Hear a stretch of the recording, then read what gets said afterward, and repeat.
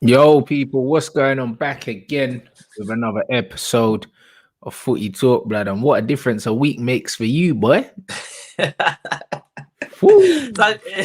was actually the title of my stream the day after the FA Cup final, because obviously that day was the same, that same Sunday the week before was when we beat Man City at Etihad, I think. So yeah, what a difference a week makes. 100%. Fucking hell, blood. If you, man, end up with no top four and no trophies, bruv, I just don't even know what to say, bruv. I just don't know what to say. And it's a very big possibility because let's face it, yeah, Liverpool are in the driver's seat right now. Do you know what I mean? I said after the Alisson goal, that was the turning point, innit? That was the turning point. And then they went and pammed Burnley yesterday.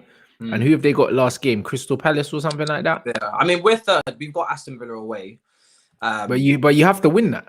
Yeah, we have to win that, yeah. And the crowd will be back. Grealish will be back. But if we don't win that, we don't deserve to be in the top four. So simple as that. That Arsenal game was huge, man. That defeat to Arsenal we spoke about last week, I came on here and said just how important it was, because you win that now, and the Aston Villa game is a free hit. It's a free game. There's no debate. There's no discussion. There's no need to take points. You can just go in there and experiment and trial and error and see whatever you want to do for the Champions League final. But for some reason, we decided to drop the bag against Arsenal, and then obviously drop the bag in the FA Cup final as well. So we put ourselves in this position.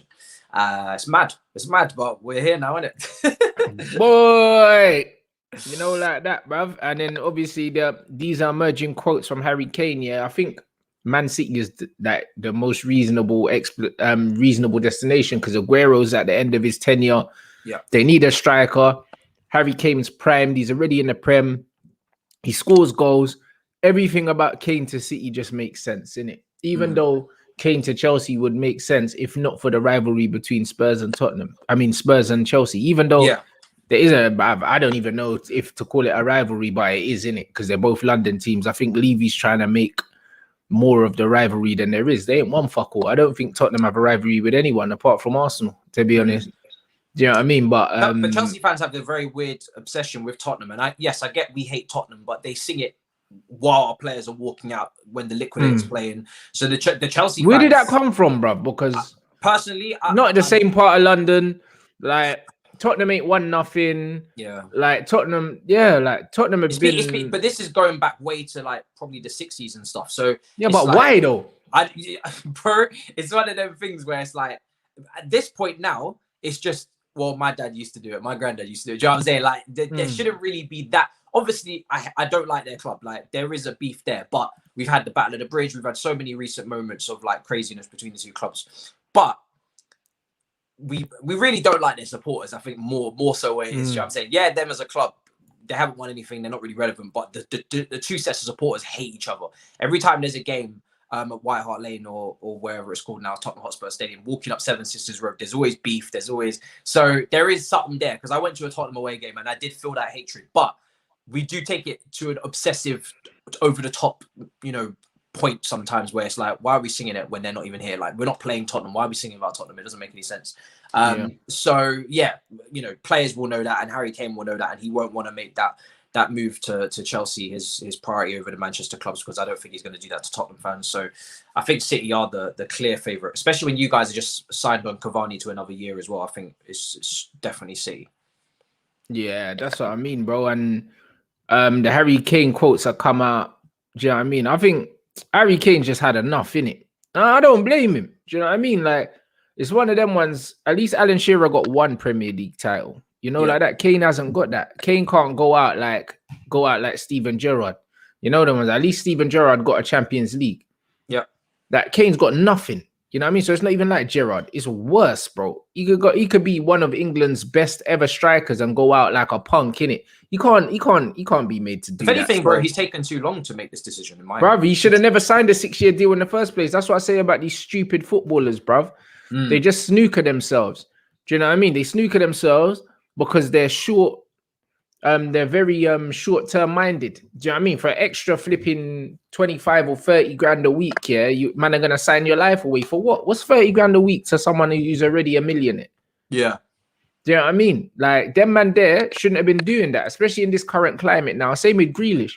He might have priced himself out of a move away from Aston Villa, bro. And he's one of the best players in the Premier League. He shouldn't be at Aston Villa. Like, with all due respect to Aston Villa, he shouldn't be there. He should be playing in the Champions League.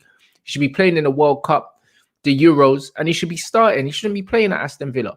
Do you know what I mean? And Harry Kane, I wouldn't be surprised if Harry Kane's still at Tottenham next season. Yeah. I really don't know why they sign these long-term contracts to clubs that are not at the top of English football, who are challenging and striving for trophies. Harry Kane's just witnessed a team that he was on loan at in Leicester City when he was younger, before he broke through as a world-class striker, win more trophies than he's ever won in his whole career as a football club.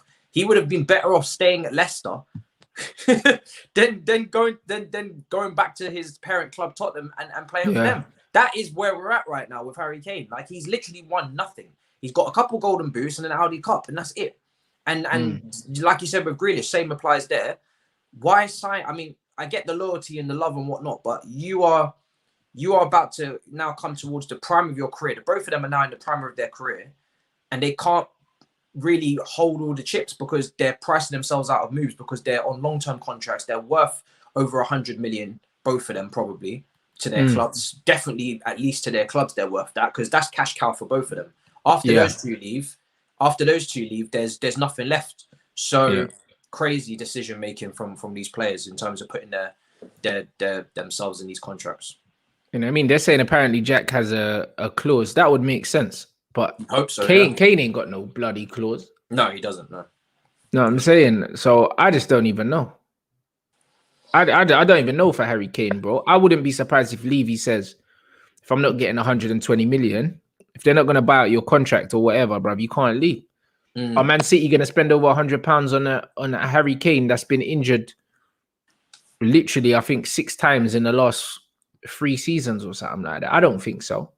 Do you know what I mean? It's going to have to be installments. His injury thing's worse than I thought, because I was watching something on Tifo yesterday. And they said, he had the ankle injuries and that, but he had a hamstring rupture as well. So it's not just the ankle.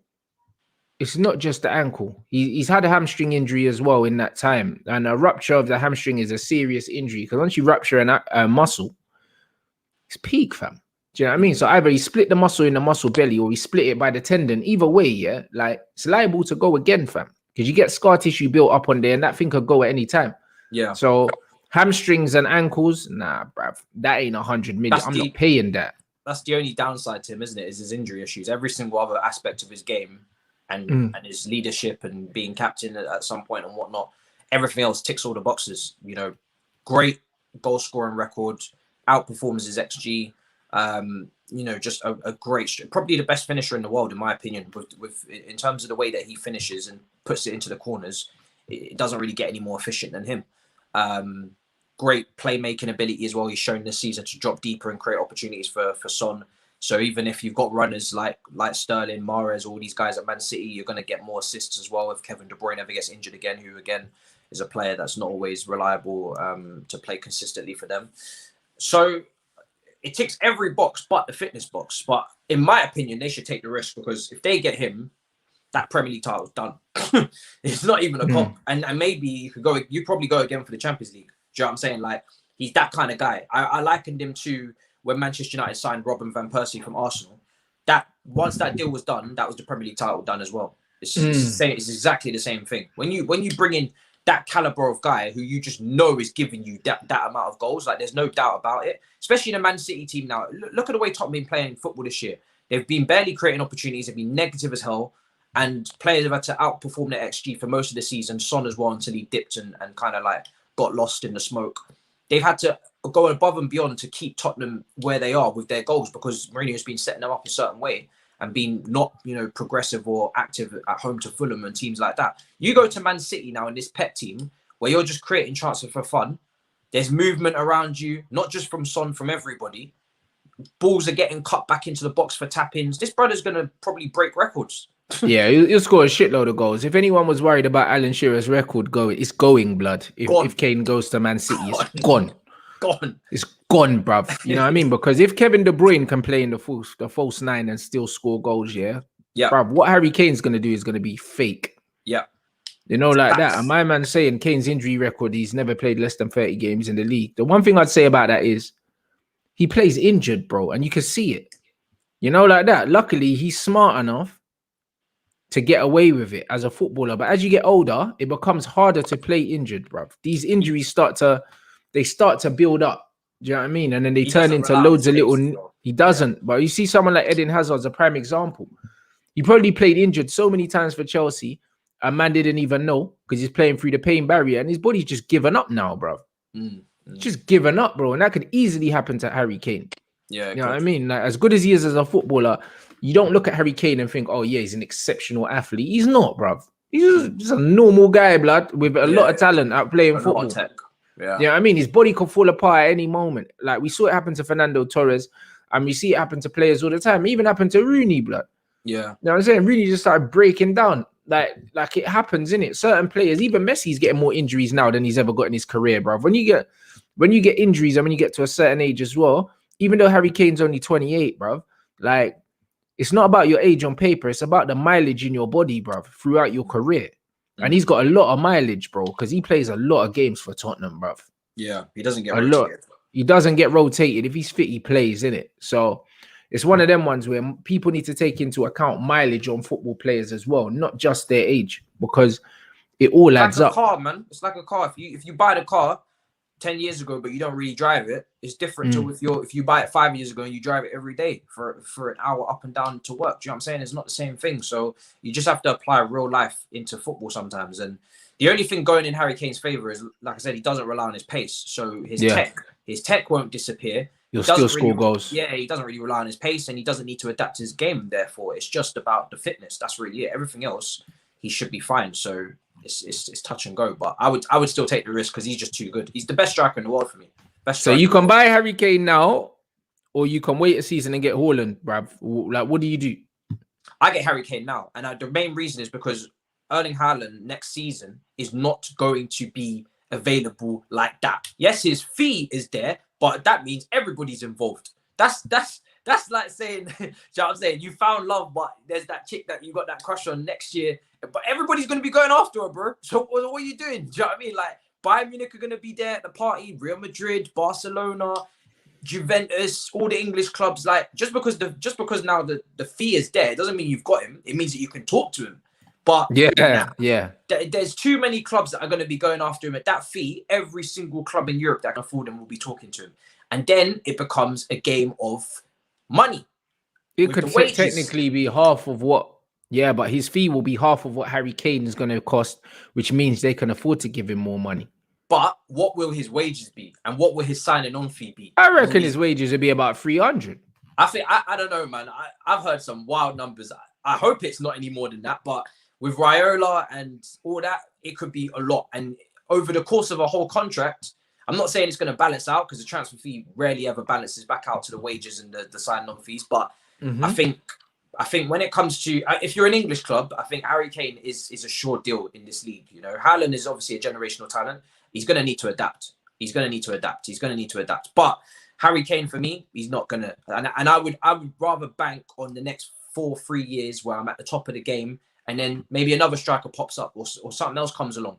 I don't think Haaland, the next club he goes to, is really going to definitely stay at them anyway long term. I think he's one of them brothers that... Yeah, he's going to do a Zlatan and probably play for everyone, you know? Yeah, man. So he looks like that kind of player. Yeah, so even though he's young, you know, someone said this to me the other day, even though he's young, you ain't going to have him for the next decade. So what, with Raiola as the agent, it's not going to happen. It's not going to happen. You'll probably get him for 3-4 years and then he'll be on the move again anyway. So you're going to get both of them for the same amount of time. Unless he goes to a Real Madrid, then he might stay there long term. But otherwise, do you know what I mean? Maybe a Barcelona. If he goes Real or Barca, cool, because they're the pinnacle of the sport, innit? Yeah. But Manchester United will always be a stepping stone to Real Madrid or Barcelona, for foreign players. It always will be, bro. Yeah.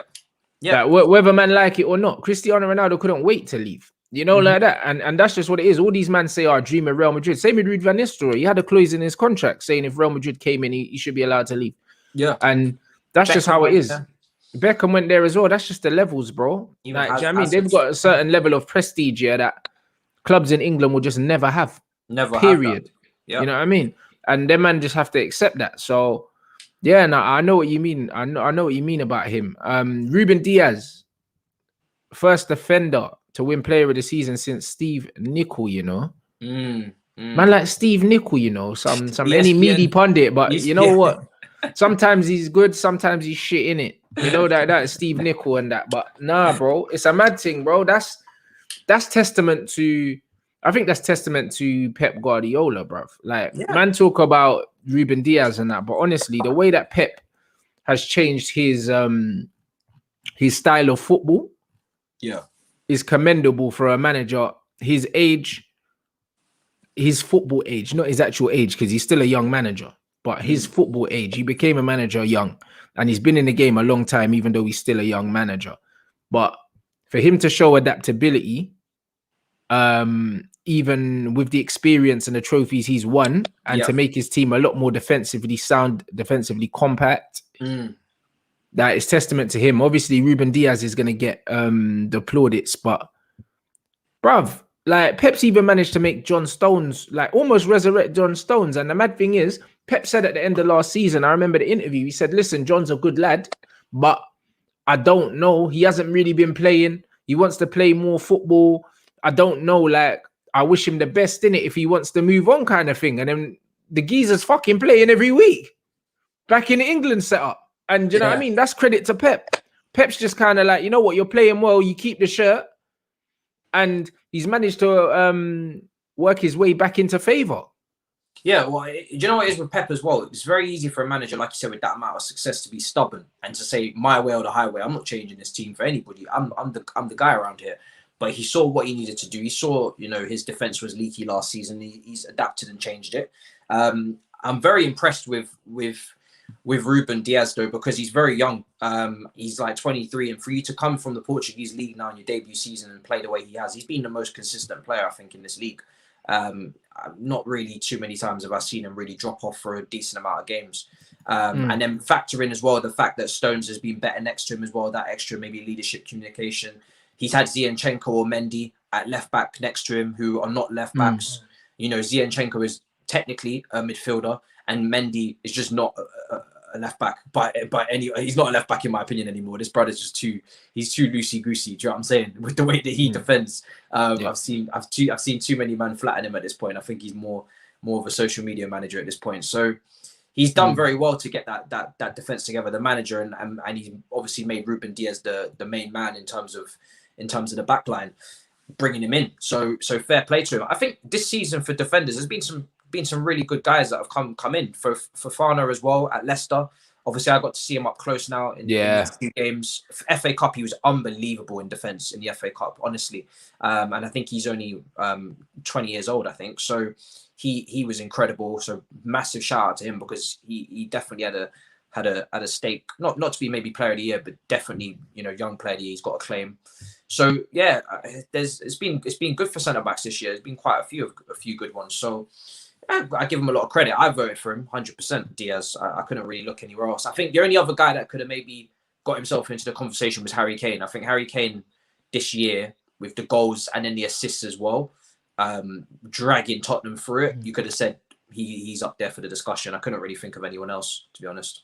Yeah, and like this guy said in this comment, Zinchenko, bruv, playing at left back. Like, Pep's got this getting a tune out of this guy, bro. He's a centre midfielder playing at left back, and it shows you when you've got a good system.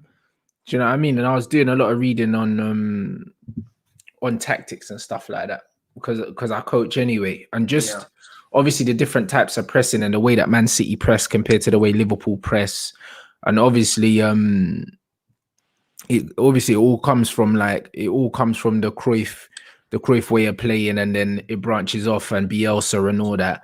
And when I was reading and look at the way that Man City press and the way they play football and where they win the ball and all these things, bro, like, it's the manager. Ruben Diaz is gonna get the plaudits because obviously he's a good player. But the facts are, Zinchenko's looked quality in there. He's been comfortable in there because of the system and the manager. Yeah, like, no one player has changed that Manchester City team. There's a clear difference in the style of play, the way they play. Even now, like, when they're winning games, they're happy to sit back now. You see City playing low blocks and that. Like, I saw Kevin De Bruyne playing as a false nine, and he was in his own defensive third, bro. Like that's where he was. Like literally, City compressed the whole pitch, and obviously, when you play with like the principle of total football and the attacking football, like the Dutch team used to try and make the pitch as small as possible, yeah. So that's why they play a high line. The defenders come up to the halfway line and they squeeze everyone in. Yeah. And the whole point of it is to win the ball back as quickly as possible. So turn the whole pitch into half a pitch. Yeah. That's what they do. And when City defend, it's like they do the same thing the other fucking way, bruv. Like it's mad. I've never seen it, bro. Like I've literally never seen it, yeah. Not from Man City. Do you know what I mean? Defensively, it's like man has all 11 players in the half and he's like, all right, cool, get through us. Yeah. Never seen it from Man City.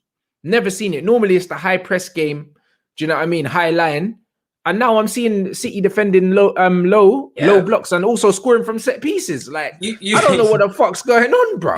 Usually it is all about counter pressing, winning the ball back, tight quarters and getting around your opponent and closing off angles and whatnot and getting it back, and then you slow it down, get the ball, and then do what you want to do with it.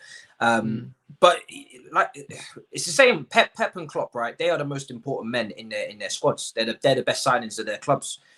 Their systems are above and beyond anybody in them, and that's the same with Pep, because like you said, you had Gundogan playing false nine. What other manager in this league can play Gundogan at false nine and get results?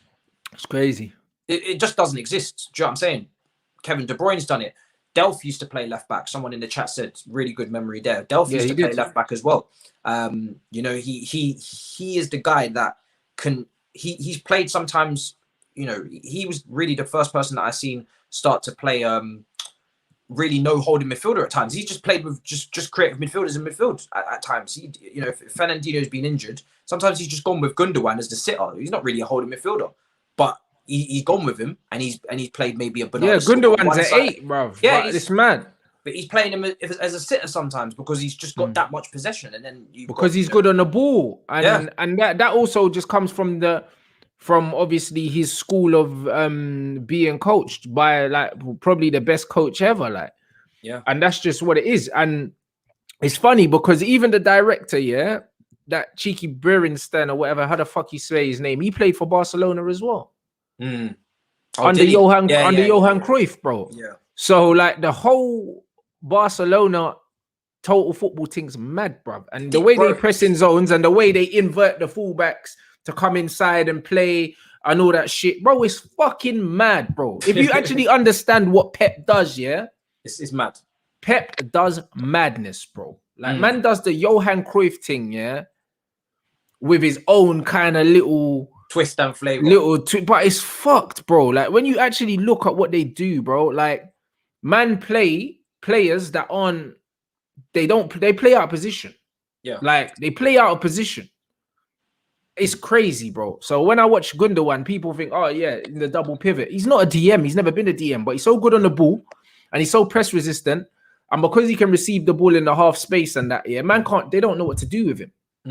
They don't know what to do with him. And that's why he ends up breaking forward and scoring goals, bro. From that deep. Man could play in the defensive midfield and still end up getting on the end of through balls and scoring goals. Like, it don't make sense. That only comes down to the manager. It only comes down to the manager. So it's like what Pep's actually doing now is crazy, bro. Like he's playing his own football, blood.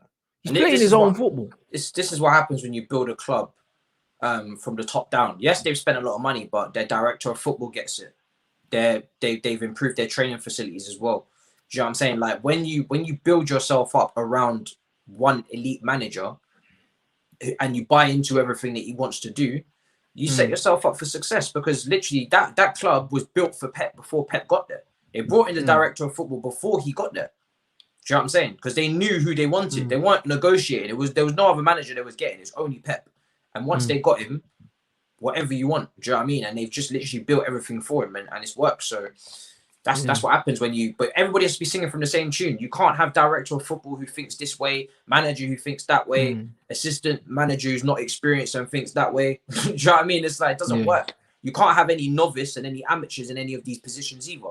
Go through Man City's, coaches. You don't know no former players in there. you know what I'm saying? It's Yeah. just Pep's team. The only person was Mikel Arteta in there last year, and he's gone and shown now as a manager he's not ready. You know what I'm saying? So Yeah. there's no rookies hanging around for clout. It's literally the Barca team. Do you know what I'm saying? That's what it's about. It's about the guys who know what's going on, and that's it. So, you know, you don't see Richard Dunn in director of football position. You don't see that because it's serious. It's a serious operation. It's not a clout operation. It's a serious operation. Do you know what I'm saying? You don't see, you know, Michael Richards, Richard Dunn, any of these guys, Stephen Ireland. You don't see these guys working for Man City like directly like that because they're not part of the plan.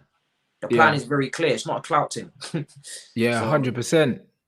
Do you know what I mean? And I big up for this comment. This is exactly it. Like with Pep Guardiola, he requires a certain skill set from his players to be able for the system that he has to work. So when people criticize the money he spends, it's like, bruv, there's loads of managers that spend money, spend it wrong, and not just spend it wrong. Yeah, I just got to look at the manager of my football club, bruv. Man spent 300 million. Yeah, there's no style of play. Why did you buy these players? What did you buy them to do? Yeah. You know, like, what did you buy them to do? You didn't buy them with any plan involved. It's just vibes. Do you know what I mean? That's like me buying a fucking new outfit, but I ain't got nowhere to go. Yeah. What are you buying it for? You know, I'm gonna go out now and buy myself a suit. Where you going? Nowhere. What's the point? Man, take a few pictures. Man, I'm buying new shoes and got no feet, you know. You know, like that. Nah, brother. It don't make no sense. You know what I'm saying? It's some fuckeries, bro. Like, Pep needs players that are technically good enough to play his football. Just like Bielsa needs players that are athletic enough to play his football. It's the same with Jurgen Klopp. If you're gonna do the Gegenpress, you need dynamic midfielders to swarm players to shut them down. And that's why I said that Thiago don't really suit Klopp's pressing, because he likes athletic players because they like to swarm the man on the ball. That's what the press is. Thiago's not that kind of footballer. So the Thiago signing was more, he's a top player and he's available for cheap. Can't say no to Thiago, more than get me Thiago. It could have never been there. Unless he's trying to change his style. Unless he's trying to change his style. You got a lot more work to do than just signing one man. But there you go. Do you know what I'm saying? One man don't change the style. And this is exactly what I'm saying. So when you look at Pep, that's the reason why Pep can play Delph and Zinchenko, because they're central midfielders. They're comfortable on the ball, so they can play in that system. That's what it is. So them man just play their own fucking them man play their own football, blood. Cruyff, Pep, them man are in a league of their own as coaches, blood. They're in a league of their own. Them man are playing on a different thing. Bielsa's another bad boy in this coaching thing. Do you know what I mean? And Klopp is probably the best at what he does in terms of the way he kind of does it, and Hansi Flick. But bruv, legit, them man, bruv, Pep's doing his own thing. Pep's thing is clear of everyone else's thing. It's just clear, innit? And that's just all it is. Like man said, it's a mix of Cruyff and Bielsa's. Like Bielsa likes to press 1-to-1 and pick up players. He kind of splits the game into like individual battles all over the pitch. That's why if the players lose their one-on-ones, Leeds can get pammed. That's why. Do you know what I mean? They don't really press zones. They press players, innit?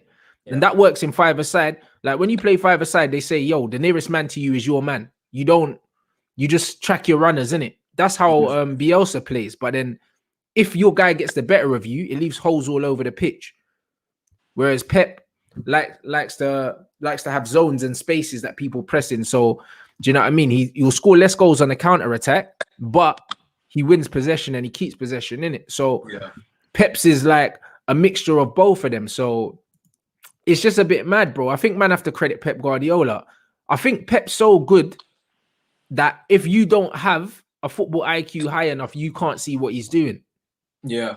That's just what it is. It's just like when I watch Floyd Mayweather fight. Bear man say the man that say he's boring are the man that don't understand the sport.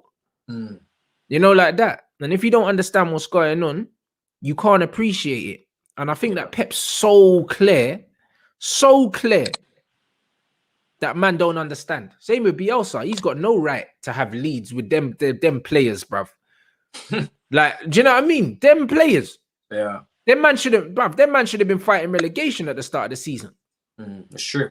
And at home, I think they've beaten most teams, bruv. Yeah, they've beaten some big teams.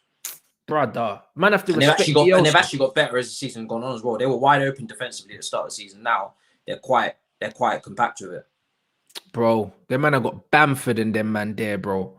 You know what I mean? The man's a Chelsea reject and that. Them man were talking about him like he was going to be your Harry Kane blood. Then he turned into a David Nugent and that. And then 2-2s, he's shelling in the Prem, scoring goals. Yeah. Come on, bro. They create a high Bielsa's volume of chances, man. They create a lot of chances, that Leeds team. A lot. You know what I mean? Because Bamford's conversion rate is not the greatest, but just gets so many chances. You can't miss them all. Can't miss them all. So many chances. Yeah, 100%. They create as many chances as a top 4 team would create sometimes. That's how it's nuts. It's crazy, bro. It's crazy, man. Man have to respect Leeds, and I think they're up there with the most shots taken in the league. Even though I won't be surprised. Even though they ain't scored, I think they're up there. You man could check that for me because I know you man are good with the numbers. Super chat, who would you prefer? Pep Guardiola, 100%. 100%. Like if I could work alongside someone like dream wise, yeah, bro, it has to be Pep, bro. Has to be Pep, bro. It has to be Pep. But Fergie was less about the coaching and more about exactly. He was just a man manager. He was about man managing and motivating, and you know what I mean, using every trick in the book to get under referee skins, and he knows when it's time. I wouldn't say I need that. You know them ones. If you're the manager, you should kind of know your players anyway. You should have a relationship with your players, innit? Like I've got a good relationship with my players because I've recruited all of them. So I know them on a personal level. So I don't need that side of the game. But the tactical side, do you know what I mean? Like that's the side of the game that I'm always looking to improve in it. So who better to learn from than him? You mad? Like it's got to be Pep. You know, like that. Even that's why when man disrespected Van Gaal and all these things, yeah, as a United fan, yeah, I was like, bruv, he had these meaty ballers, yeah, turning up to Anfield and moving to man, bruv. Like you have to respect what man done, you know. Yeah. Man finished third in the World Cup with some bums, you know, for Netherlands. Bums. Ron Vlaars and that, and fucking Martin's Indy and that. Bums, bro. Proper that board, bro. Bums, bro. Yeah, I mean, like that's what man can do. They were bums, but they had a decent football education and a football IQ, so they could execute what he wanted. Yeah. And when you don't have that at club level, you have to spend money in it. You have to spend money. Splash. And you have to splash in it. He didn't spend what Ollie spent. Pep spent hella money, but Pep's the bad man. Yeah. You know what I mean? Pep's the bad man right here. Do you know what I mean? Man like Benzema's back. You saw that, yeah? Man like Uncle Benz is back. My brother telling me, hey, brother, I'm gashed, you know. I think it's his first time back in it for what? Is it 5 or 6 years? So yeah. I think Deschamps has had to put his tail in between his legs and say, listen, I need you back, bro. You know what I'm saying? Yeah. It's like crying out for the ex, as I said earlier on my channel. I think he's seen Giroud not playing many minutes for Chelsea. He's not the same Giroud that he was the last 2 seasons where he had that Thursday Ronaldo thing going in the Europa League. He was on form. Last season, he was on form in the Premier League towards after lockdown. So he said to himself, well, Giroud's doing a job. I know I can play with him. He's a target man. I got runners around him, Griezmann, Dembele, Mbappe, Coman. But now, Giroud, every time Giroud comes onto the pitch for Chelsea, he's looking very rusty because he was never really getting minutes, and now his contract's running out as well. He's looking hella rusty. And he's probably said to himself, well, I can't go into the tournament with an off-form striker.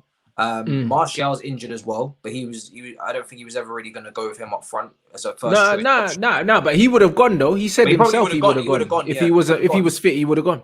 He would have gone. But I don't think he was gonna rely on him to be first choice. I think he wanted that world-class level guy. And I think, Benzema ticks all the boxes. Benzema's been brilliant this year. Do you know what I mean? He's been unbelievable. He's carrying that Madrid attack full of kids and an injured Hazard. Do you know what I'm saying? He's carrying them. I watched him obviously close up against Chelsea. He scored that great goal out of nothing, that half volley. And he was the danger in the second leg as well. So he's carrying that team. Very intelligent player. And for a long time, I mean, when you're Real Madrid's number 9 for as long as he's been, then you have to be a great player. Do you know what I'm saying? And he's been a support striker for a lot of his career, whether that's, you know, well, basically feeding Ronaldo. Do you know what I mean? And being a team player. But you can see he's got tech, serious tech. So that French attack is just going to be mad now, because you've got someone who can hold the ball up and interlink, but now you've got someone as well in Benzema who's finishing is just a bit better, and he's got a higher goal record. Stick Mbappe next to him and Griezmann, that's your front three. It's moving mad, really is. Fam, that bruv, that the whole front squad is fake anyway, bruv. I looked at it and It's not real, is it? Doesn't make no sense, bruv. Bro, the brothers You know what I left out of that squad get into most other squads and probably start for most other squads in that competition. Bruv, The brothers all that of are them. left out. You know what I'm saying? It's crazy. Like the guys that are left out, they got injuries in the defense and they're still good. They got Laporte going to join up with the Spanish team because he can't even get a cap. He's like one of the best. He's one of the best defenders in England when he's on form. Yeah, It's mad. it's a joke thing. Imagine telling like one of Man City's defenders who, prior to Diaz getting there, most City fans would say that's my best defender when he's fit. He's got injury 100. issues. It wasn't, Yeah. bruv. It wasn't even debatable. It wasn't even close, bro. He was cleared. It's just that he's got injury issues. Imagine telling that brother, yeah, we can't give you a cap. Go play for Spain. It's not normal. It's not normal, bro. If that was England, that brother would have been captain or some shit. You know what I'm saying? He would have been everything to us in defense. You look at England's defense, that brother would be starting. He would be knighted. Would have a train station named after him, Laporte train station, bro. You know what I'm saying? Bro, some joke thing. Crazy. Adrian Sheikh, super chat. As a Chelsea fan, I hope we learn from Man City's infrastructure and get Mourinho Tuchel to join together transfers and future team. What do you reckon is going to be happening with Tuchel anyway next season? Do you reckon you're going to go switch to a 4? Do you think you're going to recruit for that? What do you think you're going to do? Do you think you're going to stick to the 5? I personally think this team is now more set up for the 3. If you're going to go to the 4, which has been reported, you're going to have to sign more players. If you're going to go to the 4, you need another DM, because although Jorginho can play there, we know his limitations athletically, which means yes, you can play in close quarters, but at times you are going to get stretched if Kante is not there to help him as well. At Napoli, he had Allen. Allen's been at Everton, has been pretty good as well. He's shown his quality. Kante the same for us at times as well this season now, especially in the big games. Jorginho does need the legs around him at times, especially if you're pressing, because if you get caught out, Jorginho in transition is not going to be able to help you. So so we need a lone DM, maybe someone of the Mikel mold, someone like that potentially, even just to be part of the squad, so you have an option. Also, the defenders, they've shown that they've been brilliant in a back 3, but in a back 4, Christensen, Rudiger, how do they transition? They've got a sketchy history in a back 4, of being inconsistent. So for me, we suit a back 3 a lot better. I've seen Reece James go into right side centre back now for the last couple of games. I've been saying for a while, I think he can suit that position and grow into it. He's got the physical stature to play it. He's played centre back in the youth system. He's played midfield for Wigan. And got player of the year there in the Championship. Not easy to do. He's got the know-how to slot in there, and then you can go with a more natural winger with defensive awareness at the wing-back position and stretch teams properly with some pace and some dynamism and some skill. And the midfield setup is tailored for a pivot.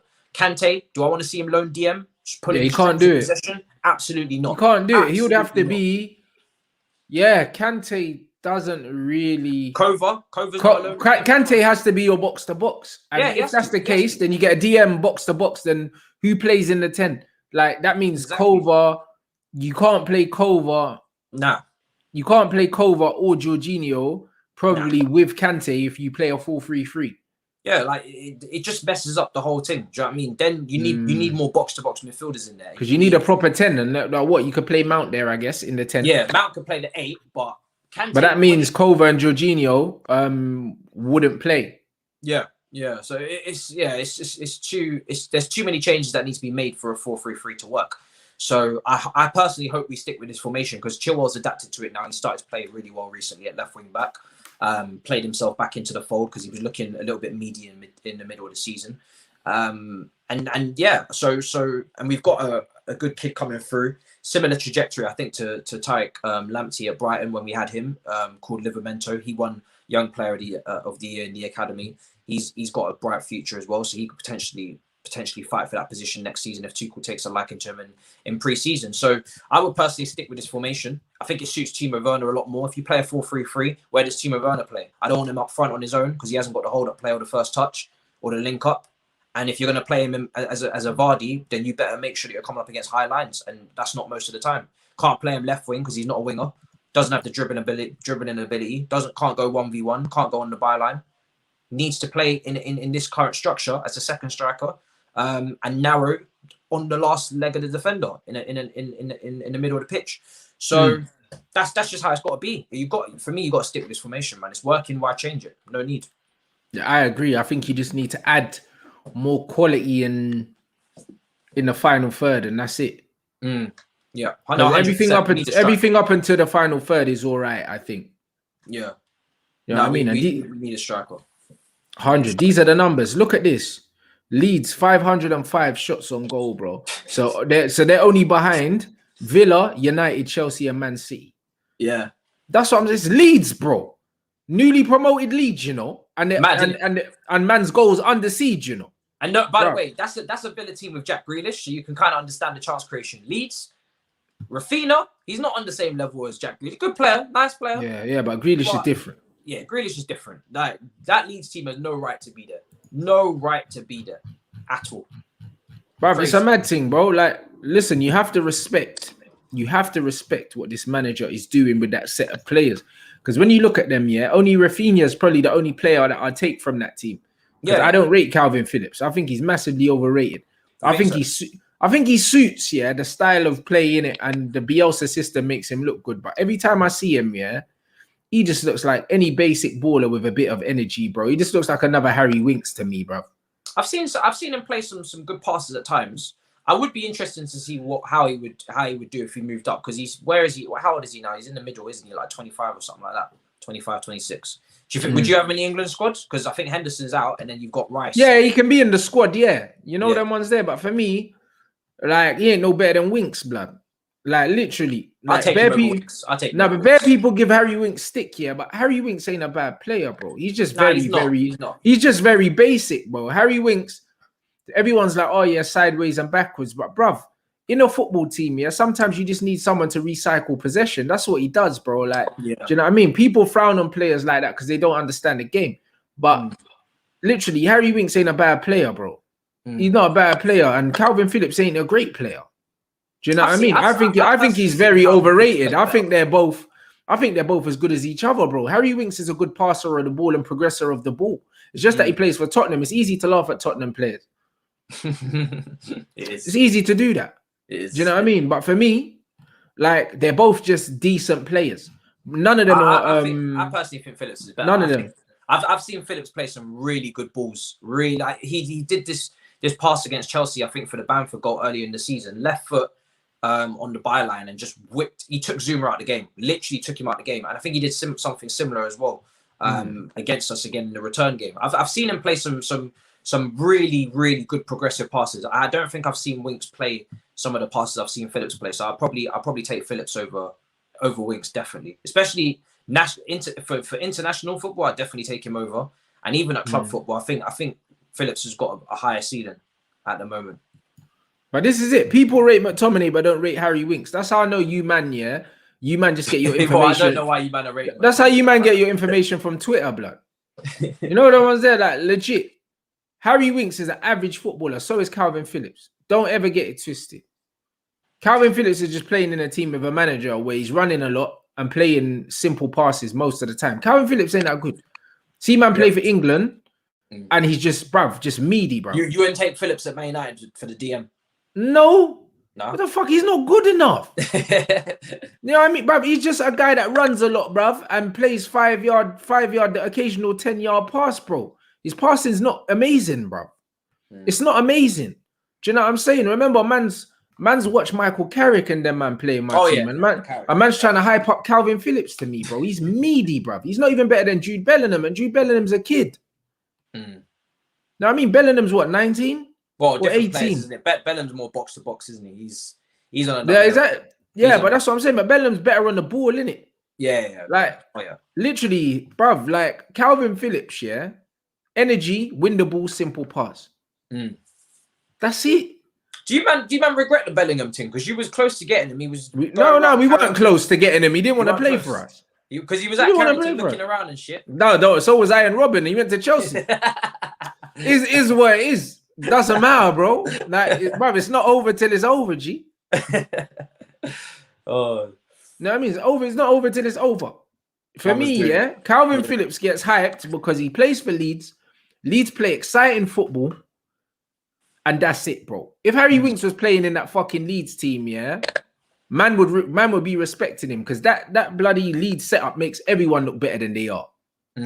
Everyone, every single player. The manager's the most important in that system again. A lot of these men don't understand, yeah, how important these modern day managers are in football, bruv. Because you're not growing up in the era with actual good footballers. A lot of the ballers these men think are good are shit. Legit, bro. Like, I do my Rants Reacts every week, yeah? Imagine, I film my Rants Reacts for this week. Let me get my YouTube up right now. I film my Rants Reacts for this week. Did you put out this week? Let me see. No, this week I've got Rivaldo coming, David Silva, Cazorla and Ozil, yeah? But, bruv, let me tell you something. I'm going to do a throwback weekend, yeah? With the older ballers. And imagine, yeah? I got one with the strikers. So I got Righty, I got Michael Owen, I got Alan Shearer coming, Batistuta. But, bruv, the midfielders, man's got Rui Costa here, yeah? Luis Figo. Rui, love that. Luis Figo, yeah? Matt Letizia and these, man, yeah? Bruv, a lot of these midfielders now, yeah? That you man think are good, they can't chat to Rui Costa and that Figo Portuguese team when Ronaldo was breaking in was different. Bro, you see what these man think Bruno is? Bruv, watch Rui Costa. Rui Costa. Don't tell me about Bruno. Like, you know them ones there. Like, a lot of these ballers now are so basic. I've done Riquelme already. Yeah. None of these modern day midfielders can't chat to Riquelme. And this is what I'm saying. Like, a lot of these men that they think are good, they're meaty. They're so technically meaty, bro. Del Piero. Del Piero's on the list as well. Totti's on the list. Those are all my guys that man grew up like idolizing as a baby. You know what I'm saying? And then man are gonna tell me that Calvin Phillips is good because he runs and then plays a fight, bro. He's fucking meaty. So when man are talking about fucking Harry Winks, bro, I'm saying Harry Winks ain't no worse than Calvin Phillips. It's just that he's in a different kind of system. These systems are making a lot of these ballers look good. They're all average. Legit. They just look good in this game. Yeah. The standards are dropping. I'm not going to lie to you. In this game, bro. Like your strikers, Tammy Abraham, Timo Werner. You man had Gianfranco Zola. And Hernan Crespo. And even though Andrei Shevchenko was past his best, you had Andrei Shevchenko. Yeah. One of the best strikers of his era. Bruv. One of the best strikers of his era. And now we're comparing the Tammys and that of this world to these players. It's not even funny, bro. Clarence Seedorf, Kaka. Bruv, it's crazy, bro. Do you see what I mean? Kaka's coming as well. Even Hasselbank, for fuck's sake. Bro, but that's what I'm saying. So when man are talking about flipping Calvin Phillips and about Harry Winks, we're talking about two meaty ballers. That's what we're talking. You can choose who's worse, but they're both meaty. It's not worth sticking up for, innit? Bruv. It's not worth sticking up for anyone. Bruv, they're both meaty. I ain't trying to say, oh, one's better because, bruv, they're both meaty, bro. But do you know what I mean? It's literally like that, bruv. It's literally like that. It's like control. It's like comparing a kick in the left bollock or a kick in the right bollock, bro. Like either way, I don't want it. I don't want it. You know, like that. And that's exactly what it is. They're both not good footballers. But in this modern game, in this system dominant game, yeah, these systems are carrying mediocre footballers. You're seeing it at your football club. Do you think it's down to systems that were like this, where they've been taught systems at a young age now instead of creative freedom potentially and expressing yourself, and now they've kind of been pigeonholed throughout their whole youth academy career that they got to fit into systems, they got to follow these type of instructions, it's got to be rigid, you got to, you know what I mean? And then now that's what they're built for. Do you think it's that? Because no, you know what it is? they've started recruiting differently, and it's sports science and that. Oh yeah, that's all it is. Now they want players that are bigger, players that are quicker. Remember, wide players used to be short and nippy, and now all these wingers are fucking 6 foot. Yeah. Remember, the fullbacks used to be short. And now you got 6 foot fullbacks and that. Wan-Bissaka's like 6'3" playing at right back. Before, right backs used to be under 6 foot, agile, be able to turn quickly. And now you got big, massive athletes everywhere, bruv. Yeah. You know, like even at Barcelona, do you know what I mean? Before Cruyff and that, yeah, that like 1.8 meters. Everyone had to be 1.8 meters. Everyone had to be 6 foot. Like, it's a thing that they've always been trying to push into the game, innit? And it's an athlete's game now. It's not a footballer's game now. Yeah. Do you know what I mean? Like, back in the day, you couldn't be a creative midfielder or a number 10 and not be able to dribble. That wasn't a thing. Now you got all these number 10s and that can't dribble, blood. Do you know what I mean? And wide players that can't fucking beat players. Like, they can't beat them one-on-one. They're just pushing it down the line and that. Or cutting in and trying to get a shot off. Yeah. Like, bruv, man, watching Luis Figo didn't even have pace and he was chopping man up. It's bad. There's a lack of... I'm not going to lie. That is where I'm noticing it. Is out wide. The lack of skill out wide these days is poor. Ballers. 1v1, you used to be getting tricks out the bag. Even Adel Taarabt used to square a man up and drop him. And eat them. And he was a bottom of the league type player. Do you know what I'm saying? He was playing a QPR in it because he wasn't really serious like that. But these men were chopping. Ben Arthur at Newcastle, chopping people. We don't have nobody chopping anyone.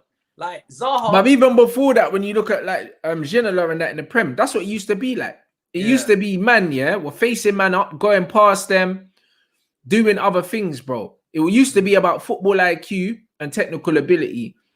Know what I mean? And that's why I fuck with the Dutch model, because they say, it's all about speed of thought and speed of foot, bruv. That's what they care about. It's about how quick you are in your head.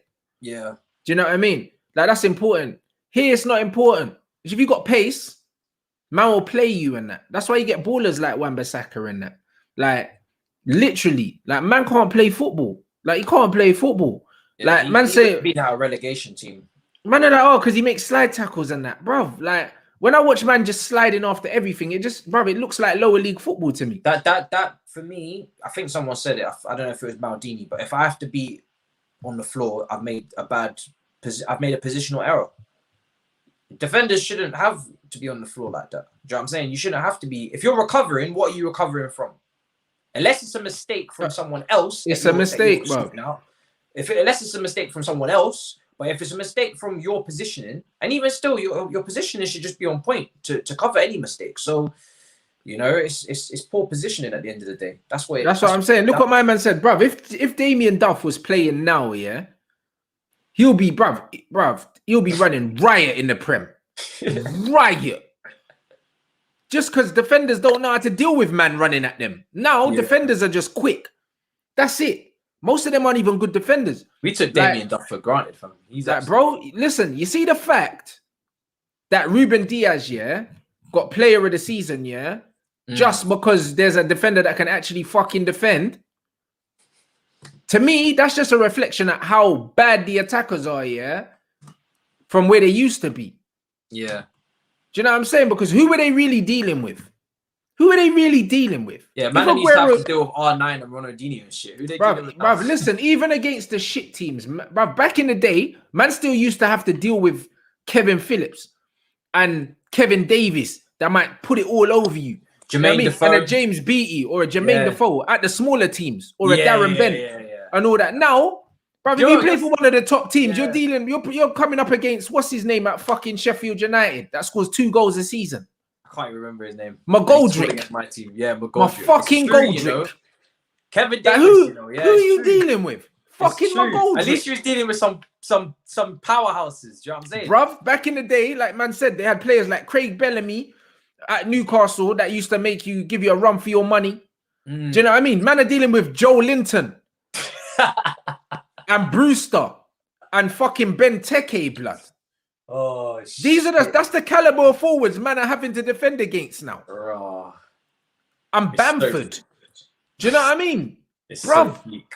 Man used to have to defend against Ian Wright, Les Ferdinand, Andy Cole, Dwight York, Teddy Sheringham, Franco Zola, Jimmy Hasselbank. Mad. Yeah, I mean, Ida Good Johnson. Yeah. No, I mean, all these men, even like the Mark Vidukas and all that. And these are not even at the top teams as well. Even at the lower teams, everyone had a gunman, bro. Every team had a striker that you had to be scared of. Now they're playing against a bunch of bums, bruv, up front. With no technical ability. Jermaine Defoe would be eating in this current situation. Bruv. He'd be eating anyway, he'd be eating. Bruv, I don't even know the strikers for most of these teams now outside of the top 6. I don't even know them. Back in the day, I used to know everyone's striker. Yeah. Because everyone used to score goals. You know what I'm saying? Like, who man dealing with now, bro? Who man dealing with now? It's some joke thing. All they're dealing with is man with... Who's the West Brom striker? The Fulham striker? The West Brom strikers went to my school, so I know him. Like, do you know what I'm saying? Like Robson Kanu. But, you know what I mean? That's why I know him. Who's Fulham striker? Yeah. Who is it still, what's his name? Mitrovic or something? Yeah. Roque Santa Cruz at Blackburn. That's a exactly. Back. And Mope and that. Mope. This is what these men are dealing with now. These men are not ballers. Let's be honest. These men are shit. So, like, really, like, you don't have to be a sick defender to deal with these, man. Who the fuck are you dealing with? Some joke thing, bruv. Legit. Like, the standard's shocking. Jordan Ayew and that. Yeah. Coming up. Large. Jordan Ayew, blood. Yeah, it's mad. You see what I mean? So the Mope one stings, I can't lie. Bruv, so when man are talking about defenders, who are you fucking defending? These men are shit. They're actually rubbish, bruv. These strikers are crap. They're super crap. Heskey would fucking probably top score this league right now. Emil Heskey's bagging 25 in the Prem. Easy. Bro, remember Leicester Heskey and Heskey at Liverpool at the beginning? Yeah. Bro, man ain't dealing with Emil Heskey, bro. Man are dealing with Chris Wood instead. It's peak. It's peak. Allow it, innit? Bad peak. Pape Cisse at Newcastle that season, yeah, was wild. Bro, listen. And Pape But even strikers like Adebayor that man take for granted. Yeah, it's true. Adebayor in his prime is eating this league up right now. Yeah. Eating up these defenders. Eating them up. Now we're having to talk about strikers who might have first touch but can't finish, or have this but don't have that. But that's what I mean. Man, talk about Shea Adams and that. The ball up. Nah, bro. It's long. It's long. Man is saying, oh, he's a striker, but he can't play down the middle. He's got to play out wide and that. It's all Yakubu, dumb. Even Yakubu would have bagged goals in this league. Easy. I'm not gonna lie. Yeah. Imagine what Didier Drogba would have done in this league right now. Do you know what Didier Drogba would have done with the crosses coming into our box this season? Holy shit. Listen, imagine Didier Drogba, yeah? Against fucking all this Lewis Duncan, them man there, bro. On the floor, blood. How many of these defenders have to deal with a striker literally on them? Like, on them. This is why, like this, on them, blood. This is why I can't get hyped about this England defensive setup, because all these defenders getting nominated for the England squad, they would get absolutely dragged up and down by these forwards that we're talking about. They would get dunked on. Pardon the pun, they'd get dunked on. But imagine, like, Diego Costa now. Oh, Diego. You know them ones there, bruv. The way he gripsing up these guys, bruv. Guys like Lindelof. What? Allow it. Lindelof against Diego Costa. Yeah. Dude, on the floor. Move. That's what's going on, bruv. Like, these men don't have to come up against no man that are really doing anything. What man might get, what? Joe Linton might back into you and that. Come on, or Lacazette might start twerking, bruv. Like, this, my bruv, is dead, innit? Legit. So when man are praising these defenders, really, them man ain't even defending. It's all about the press now. It's about the press and about the zonal thing. It's not about man to man no more. These defenders have got the easiest life they've ever had.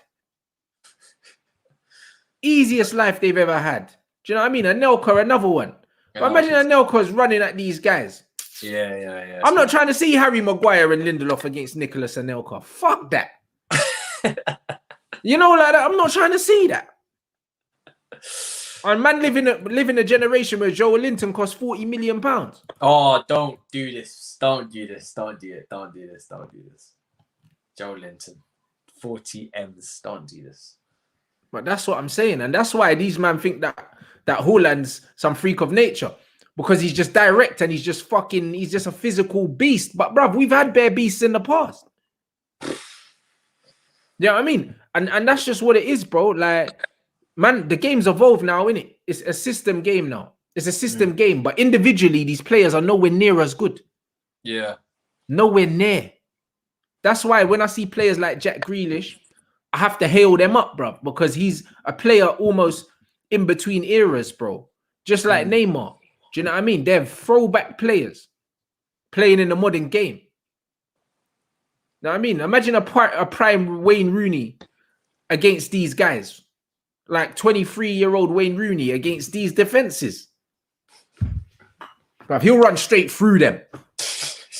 Straight through them. That front three when you had Rooney, Tevez, and Ronaldo. Bloody hell. Shit. Bruv, some joke thing, bro. Like legit, innit? It would have been peak. It's crazy. It's crazy. Like, man, just get it right, yeah? Man overrate 99% of these players in the modern game. And a lot of the time, it's down to the system and the coach. That's why I say give Pep his flowers. Give Bielsa his flowers, because he's got man thinking Calvin Phillips is decent. Patrick Bamford's got wavy stats on that. Man are talking about Bamford for England and that. He's a scrub, man. Stop it. He's a championship player. Do you know what I mean? But he looks like a Premier League player because he's playing for one of the best managers in Europe. Just because he's at Leeds, that doesn't mean he's not one of the best managers in Europe. He is. Same with Ancelotti. He's one of the best managers in Europe. It don't matter if he's at Everton. Well, great managers. That's the one thing that's gone up in quality is the managers. We got great in managers. the Prem. Yeah, so competitive. We used to have like Owen Coyle and man them like that. That's the only thing I can say is the managers. We got ballers in management now. We used to have like Owen Coyle and Alan Kirbishley and them Alan Kirbishley and all these dons. Now we got Ancelotti and Bielsa. Fucking Gordon Strachan and that. Yeah, Gordon Strachan. Fucking we're eating Gucci in the manager game. Yo, imagine these managers now. Give these managers back then to them teams like Tim Cahill and them, man. Oh my goodness. But that's what I'm trying to say, bro. So with that, understand that man are in a different era now where the system is king, bro. We need to give more credit to the managers and less to the players. When I said that, Liverpool's team ain't all that and they're overperforming with the manager, everyone jumped on, man. Oh no, Mane's world class, Salah's world class, and that, bro. It's all Klopp. Fam, look at the managers going into the chat. Man, I'm talking about Alex McLeish, Stuart Pearce, Ian Dowie. Alex McLeish, bro. Ian Dowie. Nah, Mick McCarthy, bro. At Sunderland. Yo. Ian Holloway, G. Fam. Warnock. Yeah. Bruv, Warnock, bro. Like, these men are bums, all of them. Literally, they're all bums, bro. We need to have an indictment, fam. We need to put these ballers with their coaches, fam. We need to mesh these honestly, yeah, the quality of the coaching is so high right now that these meaty ballers are looking good, bruv. This is wrong. Man, I'm talking about Phil Brown and whatnot. Look, talking about EastEnders characters and whatnot. Listen, bro, we need to do something, fam. We need to mesh these two worlds, fam. This is wrong. But that's what it is. This is what football is, bro. Like, if you understand the game, you'll see that literally you're one good system away from looking like a top player when you're not one. That's what it is. Man didn't even mention Di Canio, fam. Honestly, bruv, another baller, bro. Wow. Do you know what I'm saying? But the facts are, top players, yeah, top players can play in any formation, any system, any whatever. You know the ones. Most of these players, yeah, can't do it no more. Like, them man talk about Trent world class. He is world class in Klopp's system, and then when he plays for England, he's shit. And he's not the only. And he's not the only one. Trent will go, but he's not the only one. Do you know what I mean? And that's not me picking on him. It's just facts, bro. Do you know what I mean? That's why most of these men can't do it for their country, yeah, but they can do it for their club because the players around them and the system fucking makes them look better than they are. And then when they come up against teams like fucking teams like Croatia, who are a good football team. But if England are as good as they think they are, they should be beating teams like that. When you go country, you're not playing some mad system that's been developed over a whole preseason. You're just going there to show footballing ability, especially with That's Southgate. it. Especially That's with it. Southgate. It's just ability, bro, and they show Southgate. that their ability is not up there. Yeah, Southgate, you just need to show ability, bro. Do you know what I'm saying? Because you're not getting no system. You're not really getting no mad detailed system and instructions like Pep. So you better just be able to ball out. You know what I'm saying? Bruv, and this is what it is. That's why internationally these men don't do it. England will come up against Serbia and struggle, blood. Like they will. I mean, there'll be men that play for teams you ain't never heard of, bro. They'll be moving to England, bro. Because individually, players ain't as good as man thinks, innit? Playing in wavy systems. Yeah. And that's hiding a lot of their frailties, yeah? And all your frailties get exposed as soon as you get moved out your comfort zone. When you look at all these other players, international players, how many have you seen them? They play one position for their club, another for their country. Man like Alaba will play in attacking midfield and shit. You know that? For Austria, yeah. Yeah, because he can do that. Because he's such a wavy baller. Man can play anywhere. But Gerrard and Lampard couldn't play together, though. But Alaba's playing attacking mid. And then playing centre-back. And then playing DM. You see what I'm saying? The level of footballing ability, yeah, is just different with these other men that's got a proper football education. That's all it is. Yeah. So when these English men are like, oh, I can only play one position and that, and these other men are playing multiple positions and that, go play for their country and playing somewhere else. The shit's just different, bro. The shit's just different. We overrate our ballers. Don't be surprised if they go and they embarrass us. Don't be surprised. Man, talk about golden generation. Don't be surprised if their man hold a claw in, bruv. Come back with their tail between their legs and everyone blames Southgate. When really the players ain't good enough. We'll see, innit? We'll see. We will see. We will see. And I'm saying there's because listen, as per usual, we're all talking about England and how good they are and talent and everything. We'll see. We'll see. Because it is a talented crop, but with no love and guidance, won't be going anywhere. 100%. You know what I'm saying? Big up everyone. You get me? Inside, you already know what the thing is. And yes, Southgate is trash. But you know what? It's one of them ones where when them men are out on the pitch, they still need to play football, innit? You know what I mean? Ollie's trash here and United are second in the league. So it's one of them ones where, bruv, sometimes the players got to take the wheel, innit? Yeah. So we'll see what these English players got to do. You know, like that. Because for me, yeah, I think Harry Kane and Jack Grealish are probably the only two English players that ain't overrated. Everyone else, the media's hyping them up past where they should be. All of them. Do you know what I'm saying? All of them. Maybe not Jaden either, because I think Jaden's underrated. I think, man, he's not getting the gas. He should be getting the Foden gas, and he's not getting the Foden gas, and he should. You know them ones. I think he's got 3 years in a row, plus 30 goals and assists. 3 years in a row. And no one's giving Jaden the Foden gas. Yeah. Know what I mean? Foden ain't there yet. Do you know what I mean? Foden's on the way to being there, but he's not there yet, innit? It's probably because people have seen now the stats in the Bundesliga are so high now for so long. They're like, yo, let's just get this guy into England, fam. Do you know what I'm saying? Bruv, but that's it, bruv. Them man told me, yeah, that Foden's only started like 15 games this season or something like that. Only 15. And man are talking about team of the season, bro. But bruv, man hasn't even started half the games. Yeah, it doesn't run. You see what I'm saying? There needs to be a minimum amount of minutes played. Bruv, listen, Foden is going to be an absolute worldie in it. And he's en route there. But bruv, man's not there yet in it. Like, even when I look at the England team, yeah, if I'm going into a major tournament, I'm still like, do I start him? Because as good as he is, it's like, he ain't got experience at that level yet. You know them, man. I probably just, I don't know. You got Grealish. You got a lot of options. But that's what I mean. Do I start him? Do you know what I'm saying? Do I start, man? I personally would. I probably would, yeah. I would start him ahead of Sterling and Rashford because I think he's better than them. Oh, yeah. However, it's one of them ones where it's debatable, isn't it? It's debatable. It's the same with the Bellingham thing. They might say, oh, you know what? He's a young kid. He's not really ready. Like, I'm not sure. Man might do a Rice and something. You get me? They may as well just play. Do you know what? They're not going to win the thing anyway. They may as well just play these guys for the experience. How old's Mason Mount? Mason's like 22. Yeah, Mason starts in it. Yeah, they may as well just play these guys for the experience. It's not even debatable. Mason starts in it because he's carried that Chelsea team. Even when Lampard was trying to relegate you, he's still done his thing.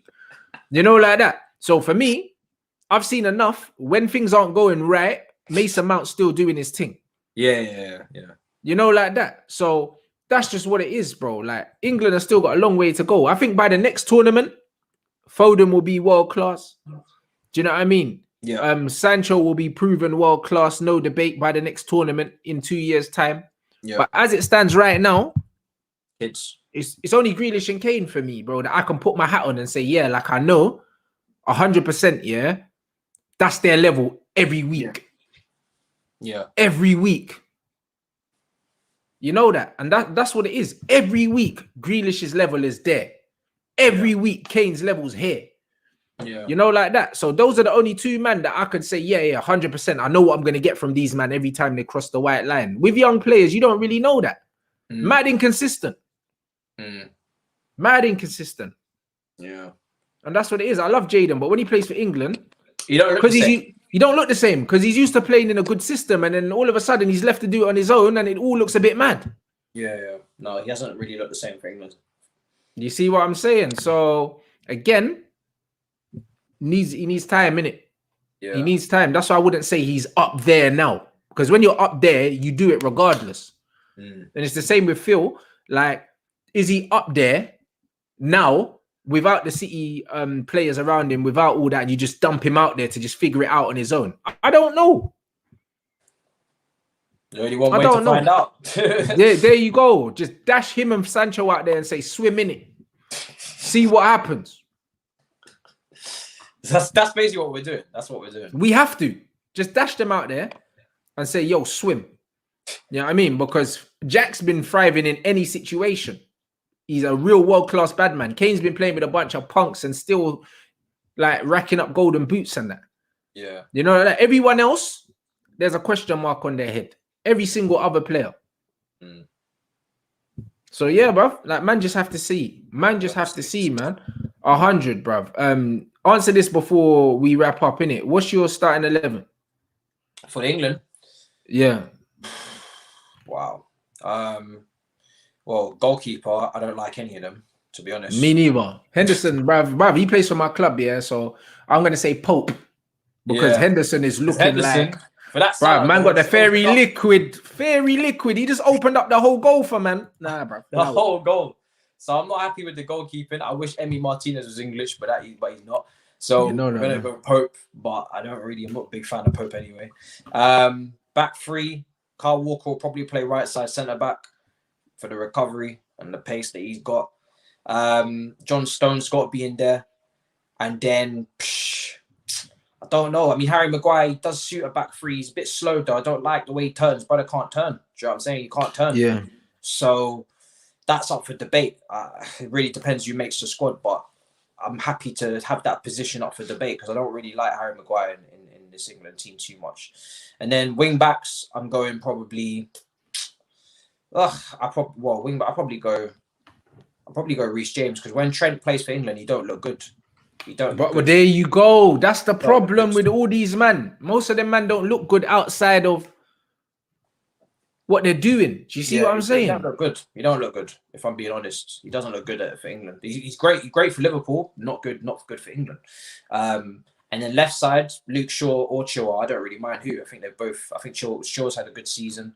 Chilwell started to kick on towards the end of the season, and Luke Shaw's started to tail off. But Luke Shaw has probably had a better season overall. But the last 3-4 games, he's been shit. Not gonna lie. Yeah. So it's close. It's close for them two. I wouldn't really mind, to be honest, too much. If I was playing wing backs, I'd probably play Chilwell. You know what I mean? But if I was playing a 4, I'd play Shaw. Probably Shaw, yeah. Okay, that makes sense. Chilwell's been playing in this formation as well, to be fair, recently. Then midfield, you need how many man do you even need in there? I'm playing Rice, Mount, and Foden. I don't give a fuck. Yeah, probably Rice. Yeah, Rice has got to play. He's the only holding midfielder in the damn team. And then Mount and Foden, Grealish on the left, and then who's out on the right? It has to be Jadon, bruv. I'm not having anything other than Jadon Sancho on the right, bruv, and Grealish on the left. That is a joke to me. Jadon Sancho, Jack Grealish, and Harry Kane is one of the best attacks in the tournament. Yeah, midfield. Don't care. I'm not having it. I don't care what country you're from. Don't care what country you're from. You know, like that. So only France can chat to man. So Foden's not making this team then because we got Foden plays in attacking midfield. I'll play him in the midfield with That's too many, we got too many players out there. I'll play back four. Oh, you're playing about 4. Okay. I'm playing about 4. 100%. Listen, you know the way I see it is, yeah. England are attack heavy, so I'm not going to play a defensive shape. I'm not going to play in a defensive shape because I have to drop one of my best players. All of England's best players are attackers. England don't have no good defenders, not one in it. Yeah. So I want us to play about 4. I just don't think it's going to happen. That's why. We won't. But he's saying, what would you? Oh, for me, I'm going back 4. Oh yeah, I'm going back 4 then. For me, I'm going back 4 because 4, you know, you've got Chilwell and Shaw can play left back. You've got Reece and Walker that can play right back. You've got the 2 centre backs, and then you've got then you have your options going forward. 100%. I'm going back 4. But unfortunately, I think he's going to play a back 3, and then that means one of Mount, Foden, or Mount will play Foden, Grealish, Sancho. One of them will miss out. One thing I'll say: if I play a back 4, I'm playing Kyle Walker right back. I'm not playing Reece James.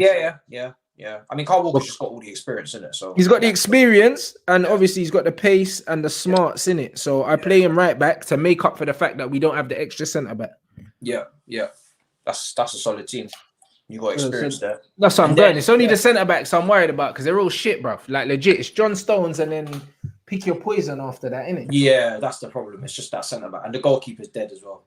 But it's what it is. So you just got to stop man from shooting, then, innit? Yeah, it is what it is. But so it's a good team. It's just unfortunately it's not under a good manager. That's it, bro. You know what I mean? So it's peak, bruv. So now we just have to see. But yo, guys, make sure you smash the like button, man. Let's get these lights up, people. Like last few streams as well, people been putting messages in the comments saying get the lights up. Like got 15k fucking views and like less than 1,000 likes and that. People ain't liking this. I keep forgetting to tell people to like the stream, and the mods are forgetting to tell people to like the stream. So make sure you guys like the stream. Make sure you subscribe to Matisse's channel, bruv. What you got coming up, my G? All you can eat Chelsea just went out. Spoke about Reece James in the right side centre-back position because we've been playing there the last couple of games. Spoke about Rudiger and his newfound leadership in the team with his shithousery and fights that he wants to get involved in now, which is quite entertaining. And yeah, spoke about Mendy, who's really looking quite good playing out from the back now recently, playing out some really good passes with his ball playing. And then yeah, tomorrow I'm gonna do a preview probably quite early for the Aston Villa game, final game of the season. Saturday gonna take the day off, gonna go chill, and then Sunday the game, and then the review as well. And then after that, it's Champions League build up. After this, I'm gonna go and start booking people. Gonna start going through getting guests lined up for next week. Big Champions League week build up. Just gonna milk that shit, get in gear, and to be honest, this time next week on this show, I'll be in London. I'll be back in London. So come on. So yeah, looking forward to that. Gonna do my first ever watch along as well for Champions League final. Love that. Getting ready for that. Obviously, my best friend's a Man City fan. I live with him, so me and him gonna watch the game together. So that's gonna be fun. Yeah, it's gonna be peak. So we're gonna be in the same house. We got to work together all summer, and someone's going home unhappy. Well, do you know what I'm saying? Well, we're both home, so someone's unhappy in that house all summer. So it's gonna be long. I said the only thing you need to book is a therapist because City are gonna smoke you, blood. It's gonna be long. But listen, anything can happen. Anything can happen, my guy. Do you know what I'm saying? Don't rule it out just yet. Do you know what I'm saying? I remember when we played Bayern Munich, no one thought we had a prayer. Do you know what I'm saying? True. We had Thomas Muller, Lewandowski, Kroos, Philip Lahm, all these guys. Do you know what I'm saying? We still got it done. So that team definitely better than this City team. So yeah, listen, anything can happen. We'll see. 100%. You know what I mean? So big up people, mad love, smash that like button, and I'll catch